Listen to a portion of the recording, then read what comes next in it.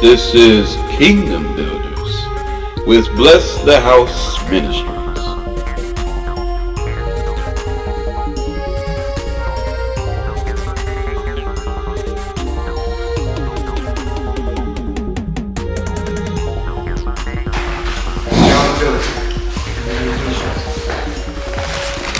There's a person who had, I like to say I like this person because of his walk. And he had a unique walk, but it was a serious walk. And I'm talking about Ezekiel. Ezekiel had a walk and he had to go through some things. But I like the fact that he was not only a Jew, but he was a prophet and a priest.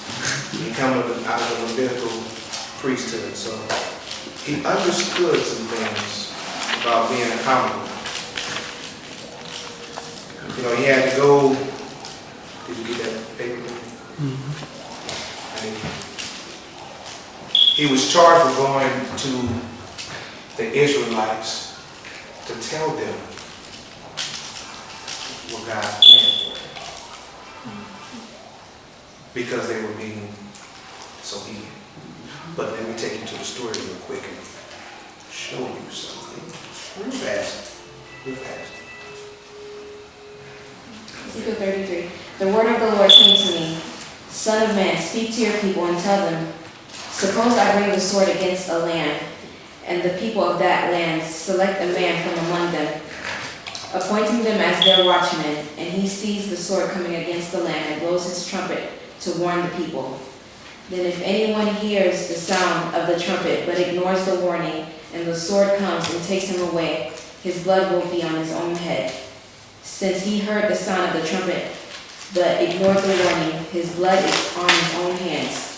If he had taken warning, he would have saved his life. However, if the watchman sees the sword coming but doesn't blow the trumpet so that the people aren't warned, and the sword comes and takes away their lives, then they have been taken away because of their iniquity. But I will hold the watchmen accountable for their blood. Keep going. Is that already up to 9? Oh, you said tonight. Okay. As for you, son of man, I have made you a watchman for the house of Israel. When you hear a word from my mouth, give them a warning from me. If I say to the wicked one, you will surely die, but you do not speak out to warn him about his way, that wicked person will die for his iniquity. Yet I will hold you responsible for his blood. But if you warn a wicked person to turn from his way, and he doesn't turn from it, he will die for his iniquity. But you will have saved your life. Amen. Now they said the word watchman. Now if you don't know what watchman is, watchmen are people that wait in anticipation. Like in the service, watchmen, they were official military, it was a military position. You know, they were responsible for standing at the towers and watching. Those be the people that be in jail, be over there looking at them towers with the guns posted on you. The ones we don't like to see. But they're responsible for spotting approaching armies and sounding the alarm to warn the city. The imagery behind the watchman is much like that of a shepherd. The watchman, as a symbolic title, was limited to the office of a prophet. So you gotta see, it puts you in perspective of what the prophets really are. Not only are they the mouthpiece of the Father, but they watch, and they are supposed to warn us of coming danger or whatever the Lord wants to tell his people. But it's supposed to let them know of things to come. And you know, if Ezekiel didn't do it, the punishment would come straight from God if he failed to report to the people the message that God gave him. So what Father was telling me is that what we're watching. We're responsible for letting them know. When we get revelations, you get revelations, all of us get revelations. And when we feel compelled to speak, and Father tells us and gives us, you know, if he releases us to speak, then we are to speak to the people and let them know. And it's up to them if they don't receive it. If they don't receive it, you did what you're supposed to do. Because like it said, If they hear it and they heed the warning, then they have saved themselves. But if they don't, you won't be held accountable because they didn't listen. What you'll be held accountable for is if you didn't speak and say anything. You just like walk past a person, like, you see a death angel walking behind you, like, bro, I don't know what you're doing. If I don't want you to tell them anything, hey, whatever you might be doing is going to definitely take you into a road where there's some dangerous things that happen to you. Make you lose your life. Maybe you want to think about what you're doing right about now. It says in Hebrews 4:13, it says, nothing in all creation is hidden from God's sight. Everything is uncovered and laid bare before the eyes of him to whom we must give an account. So God sees everything. He's watching, and he wants us to watch. He wants us that are charged to be leaders to lead and warn the people, hey, you gotta get your life together. Hey, God is on his way back. Hey, that road that you're going down is going to land you either dead or in jail or whatever the case may be. Then you got to let them know how to live. Now, the wonderful thing about the Father is that he'll let you know when you're doing wrong. He'll let you know some things about yourself and put that mirror on you. But he'll also let you know the blessing that he will give you if you just listen to him. So when I was, the interesting thing about it, it was one word, the Bible opened up to, and all it said was accountability. And I had to, well, what do you, accountability? Are you mad with me or something? I'm like, well, would you hold me accountable for what happened, what I did? He said, no. All of you are accountable to go out here and spread the gospel. Cast out demons, heal the sick, raise the dead. We're all responsible to go out and follow the ways of Jesus. And you're responsible for going out. And this right now is a time where it is mandatory that we get out there and minister, love on people, invite them in because Father wants them to come in. I know he's been particularly on you lately because we had a swoosh and we had to go back to the foundation of what swoosh stood for. When it said spiritually walking one-on-one with Christ, that's exactly what he wants them to do. Walk one-on-one and communicate one-on-one with him and listen for him to respond. Not just be talking and be like, I thank you for this day, this wonderful day, and I thank you for my children, I thank you for this, I thank you for that, and it would be nice to have that car in the showroom window over there, and this and that, and boom, that's it. But if you listen, he'll tell you, well, I can grant you that. All I want you to do is spend some time with me, or all I want you to do is talk with me. Go out there and talk with my children. They're lost.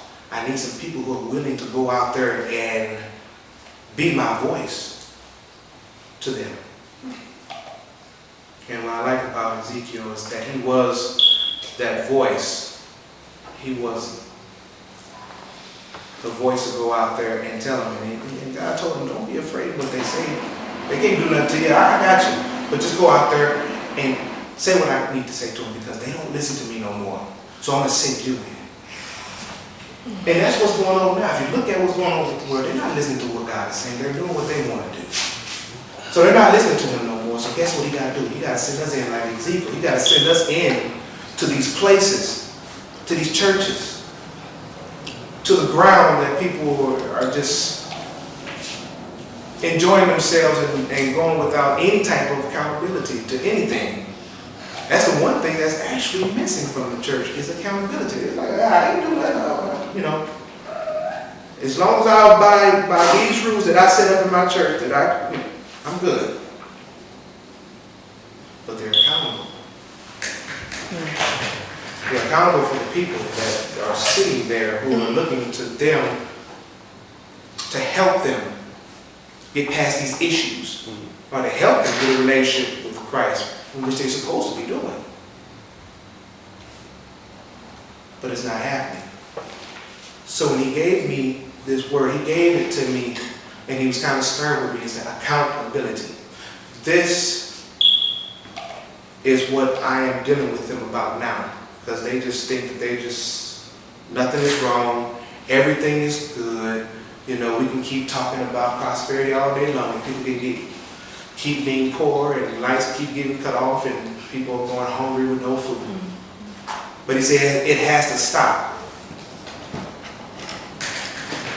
So in this, I was even seeing like a little bit of a vision of us going to places. If the people don't come here, to be somewhere where we go, to where he's going to target. He's going to target this issue of being accountable. And it's like, and it's a serious one. Because there's too many people dying. If people are being added into the society of atheists daily, that's a problem. Because the percentage, what was the percentage of the kids that are being just becoming atheists now? 67%. Way too much. 67%.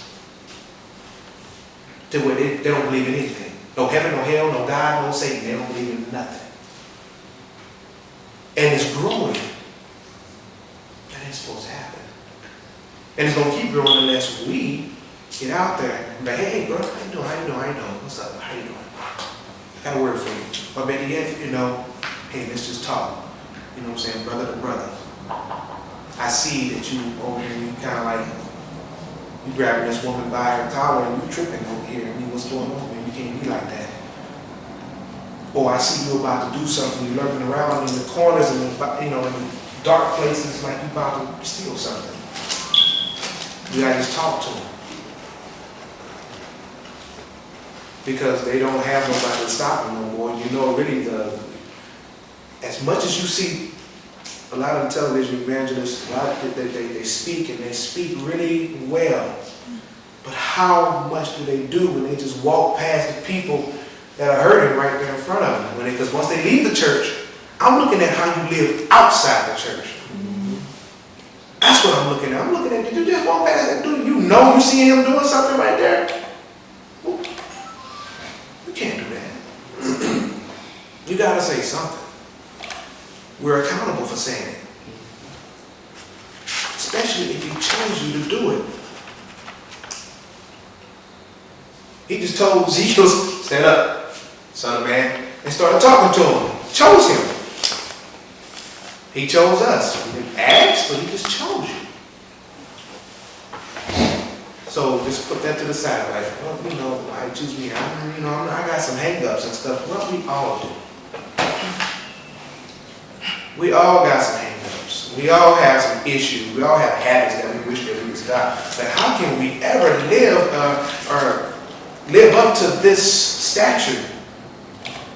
Well, the thing is, because God is hands-on, he teaches you day by day, but it's hands-on. There is no class to take for serving God.